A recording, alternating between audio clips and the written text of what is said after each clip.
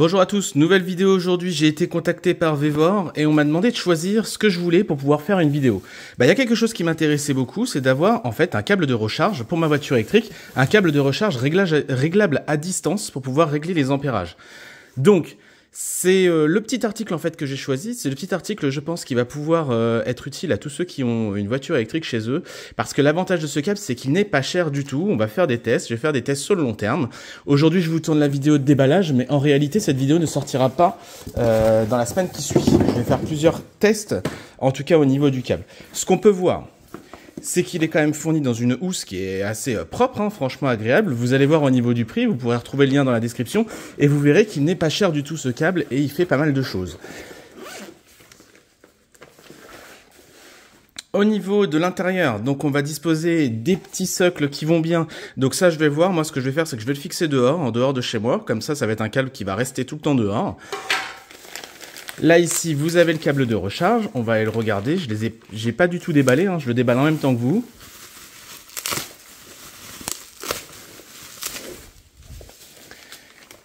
Donc on a le câble qui ressemble limite à une borne, donc ça va être un câble qui va avoir un petit écran comme ça, on aura un écran de contrôle, mais normalement avec l'application on pourra aussi voir tout ce qu'il est au niveau de la puissance de démarrage. De toute façon on va voir ça dans la vidéo par la suite.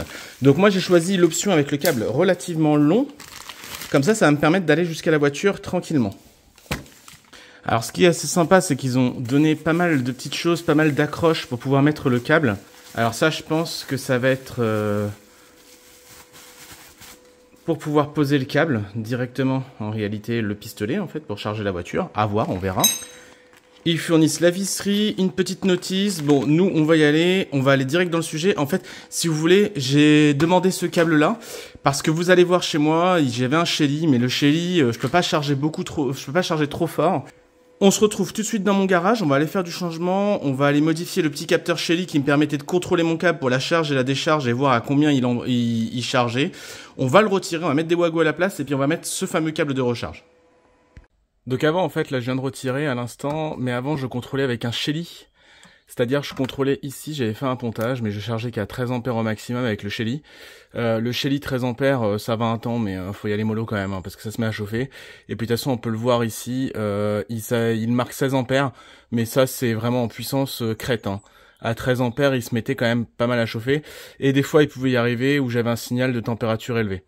Donc là, ce que je vais faire, c'est que j'ai déjà fait, hein, je vous ai pas attendu. J'ai branché directement tout ça sur le 20 ampères là, du 2.5, et je vais aller vérifier, je vais aller voir avec la borne ce que ça va donner la nouvelle borne. Donc là, je viens de débrancher, j'avais mon ancienne, c'est-à-dire ma Elpa, que je vais garder évidemment, mais je vais la garder dans ma voiture bien comme il faut. Ce qu'on va faire, c'est que cette borne que j'ai reçue, on va aller la mettre ici, on va la brancher toujours sur une prise électrique. On va pas monter au-dessus de 100 ampères. Bon, de toute façon, c'est une prise Green Up, hein, donc ça, c'est une prise renforcée de chez Legrand. On va se la poser là, pas aujourd'hui. Par contre, je vais faire tous les tests. On va aller regarder ce que ça donne sur l'application pour pouvoir faire la charge en direct. Je vais ranger celle-ci qui traîne. On va se déployer celle-là. On va voir ce que ça donne. À tout de suite. Alors pour le câble, vous voyez la longueur, elle est parfaite. On a quand même beaucoup de longueur, donc ça permet justement d'aller charger au loin, hein, puisque ma prise est là. Bon, souvent je me gare ici, mais sinon je me gare là-bas. Et là, on peut voir que la prise est longue. L'idée... Alors l'écran, vous allez rien voir parce qu'avec le téléphone ça va pas. Je peux vous dire qu'il y a marqué pour l'instant 243 volts. Pour le moment il a chargé 0,24 kWh et il charge à 14,9 ampères. Ce qui va se passer, c'est que je vais fixer ici ou quelque chose comme ça. Par contre je vais peut-être mettre quelque chose au-dessus pour éviter qu'il y a de l'eau qui remonte sur ce coin-là en fait. Parce qu'il y a un joint mais je suis pas confiant. Voilà. Mais sinon il est léger. Ça a l'air d'être du bon matériel. Par contre, il est déjà à 50 degrés à voir. Il oscille entre 49 et 50. Je suis sur une charge 16 ampères. Est-ce qu'il réduit la charge ou autre? Je sais pas. Je vais voir ça par la suite. Dehors, je vous propose d'aller sur l'application. Donc moi, j'ai déjà, en fin de compte, Ayrton. En fait, j'ai déjà une petite climatisation qui est connectée à cette application-là. Ce qu'on va faire, c'est qu'on va ajouter un périphérique. Donc pour ça, ce qu'on fait, c'est ajouter un appareil. On va attendre qu'il scanne. Elle est détectée, la borne est là, elle est présente, en tout cas à la prise. On clique dessus. Ici, il nous demande de suite en fait de mettre notre mot de passe qui va correspondre à Wi-Fi. Alors, il faut un Wi-Fi de 2,4 GHz, il me semble, mais de toute façon, tout ce genre de périphérique a toujours un Wi-Fi de 2,4 GHz. Ici, je vais marquer le mot de passe. Une fois le mot de passe indiqué, je valide, je clique sur suivant. Je vais attendre gentiment qu'elle se synchronise avec le réseau Wi-Fi.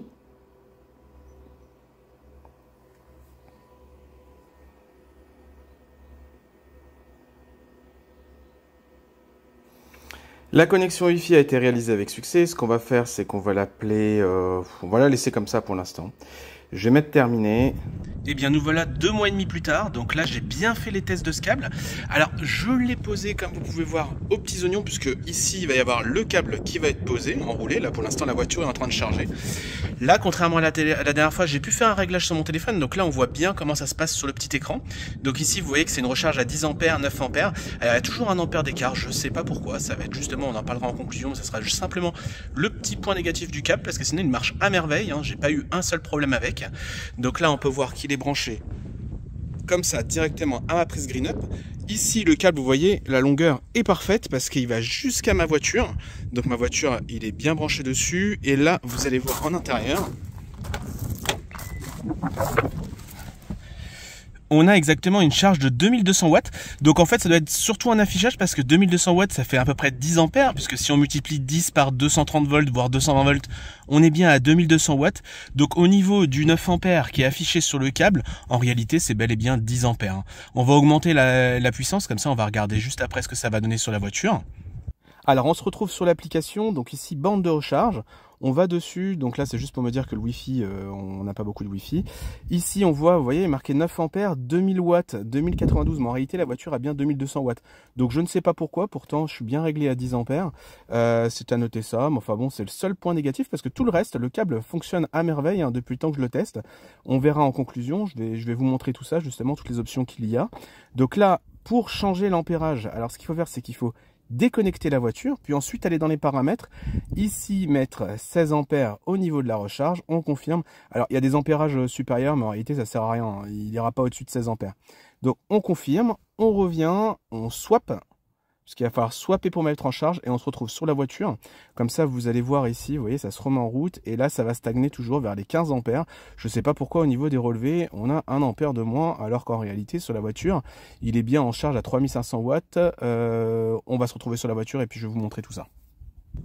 Donc là vous voyez, en fait, on est en charge à 14,9 ampères. Alors je sais pas pourquoi il affiche ça alors que je vais orienter 16 ampères. D'ailleurs c'est bien à noter au-dessus. Mais c'est le seul point négatif. En réalité de toute façon, il cumule bien les kilowattheures. On va aller voir sur le véhicule.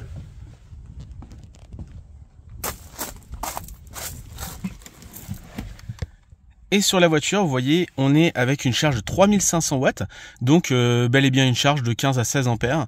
Donc tout va bien, j'ai chargé pendant très longtemps à 16 ampères, le câble tient, pas de problème particulier, jamais eu une grosse chauffe. Alors il faudrait bien, ce serait bien de l'essayer en pleine canicule, malheureusement j'ai pas pu l'essayer en pleine canicule. Dans tous les cas, en tout cas, il est plutôt fiable et c'est pour ça que je vous le présente aujourd'hui. On se voit sur l'application, comme ça je vous montre toutes les possibilités et puis on finit par une conclusion. À tout de suite. Là sur l'application, donc on va rentrer sur la borne de recharge, donc du coup je l'ai appelée borne de recharge 16 ampères, on va rentrer dessus.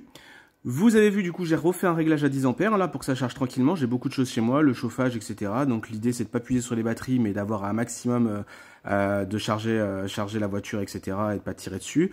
Donc là vous voyez que c'est ici qu'on peut éteindre la charge, hein. En cliquant ici vous éteignez la charge ou sinon vous faites un swap, hein, vous avez pu le voir pour pouvoir se mettre à charger.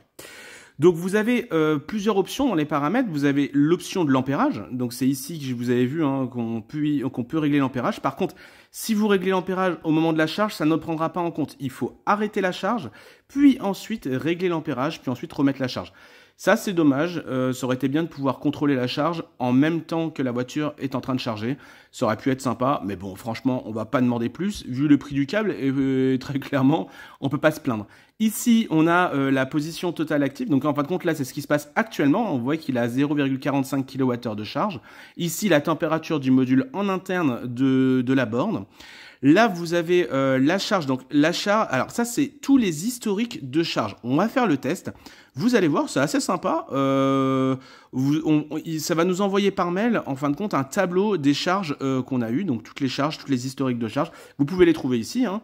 Ici, on peut les voir. Vous voyez, là, en ce moment, c'est la charge qui est en cours. D'accord. Ici, ça va être toutes les historiques de charge qu'on a eu. Donc, en sachant que là, vous avez en gros, je charge à peu près 318 kW, là, 316 kWh. Donc ça, c'est ce que j'ai chargé depuis le début, hein, en faisant des tests, etc. Je ne charge pas la voiture qu'à la maison, puisque forcément, je suis pas à la maison toute la journée.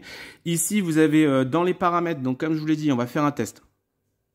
Voilà, on va faire un petit test. On va s'envoyer les 3 derniers mois. Voilà, donc hop, je vais confirmer. Là, il vient de m'envoyer un mail et c'est assez réactif, vous allez voir. Donc, je viens de recevoir le mail de Smart Life pour me dire que là, sur la borne de recharge 16 ampères, il va m'envoyer les 3 derniers mois. Donc, il me les envoie en tableau Excel. Hein. On va ouvrir. On va pouvoir observer tout ce qu'on peut voir dedans. Et dedans, vous allez avoir tout le détail des recharges que j'ai eues depuis ces 3 derniers mois avec les heures exactes, le temps passé, d'accord ? Et vous voyez, le temps passé, 15 minutes, 35 minutes, 48 minutes, bon voilà, des petites charges, hein, les tests. J'ai fait un maximum de tests. Hein. Bon, des fois, j'ai bien chargé, hein, 18 kWh, 19 kWh, voilà. Mais l'idée, c'est de faire un maximum de tests pour voir en changeant, en variant, comment ça se passe, arrêter directement, reprendre. Bon, bah franchement, très clairement, il est hyper stable, ce petit câble. Pour moi, c'est un câble idéal à avoir. Dès qu'on a une voiture électrique, en fait, ce câble-là, pour moi, il est super important parce qu'il coûte pas très cher et il est bien utile pour pouvoir contrôler la charge de sa voiture à distance avec son téléphone. Allez, on se retrouve dehors et on finit pour la conclusion. Alors, je vous reprends face cam pour la conclusion. Donc, ce que je peux vous dire au niveau de ce câble, c'est qu'on a un super câble, un câble de 8 mètres de longueur. Donc ça va être parfait pour éviter les rallonges. Hein. Ça va permettre de brancher la voiture un peu plus loin au niveau de votre prise électrique. Franchement, il est fourni avec justement un petit caoutchouc là pour pouvoir protéger le type 2, donc protéger la prise pour éviter l'humidité qui rentre dedans quand vous vous en servez pas. Là, vous avez fourni avec directement le câble le petit support, donc qui permet de le coller au mur. Franchement, ce support-là, il est assez ergonomique, assez sympathique puisque vous avez juste à faire ça et puis vous êtes tranquille. Il est bien rangé. Moi, ce que je peux vous orienter, ce que je peux vous dire, c'est qu'il faut mieux le mettre à un endroit un peu ombragé, éviter de le mettre en plein soleil. Au départ, je voulais le mettre là, mais vous voyez que la longueur du câble est parfaite puisque j'ai pu le mettre directement et l'intégrer à l'abri, hein, et puis surtout à l'abri du soleil, parce que là, l'est est juste derrière vous, et en fin de compte, mis à part le matin très tôt, tout le reste de la journée, il n'y a pas le soleil qui tape dessus. Donc ça va permettre de le préserver, surtout au niveau des composants internes, et éviter la chauffe qui va être qui peut être énorme. Vous, si vous avez ça dans votre garage, il n'y a pas de souci, vous l'aurez à l'abri tranquillement. Au niveau du prix, franchement, très clairement, il n'est pas hyper élevé, hein. On est entre 120 et 130 euros, plus ou moins. Je vous mettrai le lien en description. Donc le lien, je ne touche strictement rien. Il n'y a pas de commission particulière. Je n'ai pas voulu de commission au niveau de ce câble. L'idée, c'était simplement de pouvoir vous proposer une solution pour recharger votre voiture électrique et de contrôler avec votre téléphone de façon facile, j'ai envie de dire, puisqu'avec l'application Smart Life qui est assez, même très stable. Donc ça permet vraiment de régler à l'ampère près. Je vous ai pas fait ce test, mais j'ai pu le tester. On peut charger en dessous de 8 ampères. Ça veut dire, vous êtes sur une journée qui n'est pas énorme, qui n'est pas super, vous avez de la luminosité, mais vous voulez charger et récupérer quelques kilomètres sur votre voiture. En tout cas, sur la Kia Niro, il n'y a pas de souci, on peut charger à 6 ampères. Elle accepte très bien les 6 ampères et ça rend bien service. Le rendement est assez bon. Contrairement à ma Zoé, parce que sur le câble Elpa, je l'avais déjà fait avec la Zoé, et en fait, en charge en dessous de 8 ampères, même en dessous de 10 ampères, le rendement n'était pas terrible. Donc là, en tout cas, on n'a pas de souci sur la Kia Niro, et je pense sur quasiment tous les véhicules aujourd'hui, puisque les chargeurs ont changé, tout a changé. Que dire de plus? Simplement qu'on est sur une prise classique, hein. Ça, il n'y a pas de doute. Je vous l'ai montré déjà, je vous la remontre. Là, on va être sur une prise que vous allez pouvoir brancher n'importe où en France, en Europe. Donc, ça va être une prise normée Shunko. Et du coup, cette prise-là, vous la branchez, vous choisissez votre ampérage et vous mettez de suite en charge. Donc, c'est un câble que vous pouvez justement transporter partout. Vous pouvez avoir dans votre voiture. Vous partez en camping, vous partez n'importe où, vous décidez de charger un petit peu et charger doucement. Bah, il n'y a pas de souci. Vous récupérez des kilomètres. Et ça, c'est très bien, et pour un moindre coût, parce que ce n'est pas si cher au niveau du câble. En tout cas, je vous remercie à tous d'avoir regardé la vidéo, je vous remercie à tous de me suivre. Mettez un j'aime si la vidéo vous a plu, ça c'est très important, parce que j'aimerais faire un peu plus de tests de ce genre de produits, des produits connectés, des produits utiles au quotidien. Toujours en rapport avec l'énergie, que ce soit l'énergie renouvelable, l'énergie électrique en tout cas. Bon, évidemment, je vais pas vous faire, je vais pas vous montrer par exemple un groupe électrogène. Ça m'intéresse pas du tout. Moi, ce que je veux, c'est un peu de renouvelable, un peu de nouvelles technologies. Chez moi, tout est connecté. Même peut-être si ça peut vous intéresser, dites-le moi en commentaire. Mais je peux vous montrer. Chez moi, j'ai des volets roulants connectés. J'ai un tas de choses connectées. L'idée est de faire de la domotique au maximum. Je pourrais très bien justement vous montrer, si ça vous intéresse, justement des vidéos sur la domotique ou autre. En tout cas, je vous remercie à tous. Je vous dis à très vite. Je vais revenir vers vous très rapidement. Comme je vous l'ai dit, en 2025, je vais vous faire beaucoup plus de vidéos. Cette vidéo-là, je l'ai faite et je vous la posterai directement dès ce soir. Donc là, l'idée, c'est d'avoir un maximum de vidéos à vous montrer. À très vite.